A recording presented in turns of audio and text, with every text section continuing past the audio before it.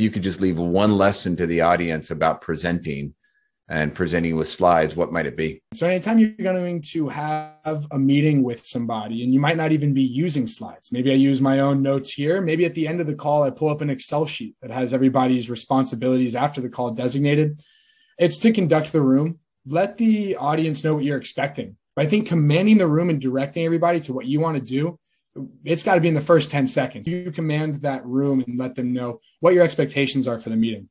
If I had to say something about just slides in general, there is a lot of science behind how slides look and keeping audience attention. We've all been in this situation where somebody pulls up an eyesore of a chart. They even say, oh, I'm sorry, this is an eyesore. Or I hear the wrong phrase a lot, an eye chart. When you pull those things up, it loses your audience attention. When you have no pictures in it, it's not as much of a visual aid. The use of animations is probably the biggest thing that I took away. And for to use them or not to use them?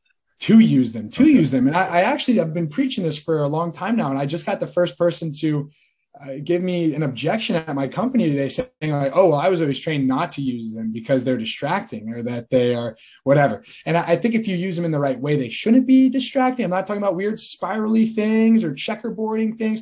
Things just have to appear and pop up. And if you put even 5 bullet points on the screen, you might say the first 5 words of that first one. I'm starting to read the other ones and I've lost you anyway. So animation lets you reserve some information. It also keeps the eyes moving. If your eyes are moving every 2 or 3 seconds, which sounds really frequent, you just keep engagement the entire time with an audience. So the use of animations or of changing slides, of pulling up a different thing, let me share this Excel sheet, or having them look at you, then look at the slides if you're in person, or look at their notebooks and write something down, their calendars, whatever it is, that eye movement is a very easy, natural way to keep people engaged. And then that second tip, just in general, that confidence, command of the room.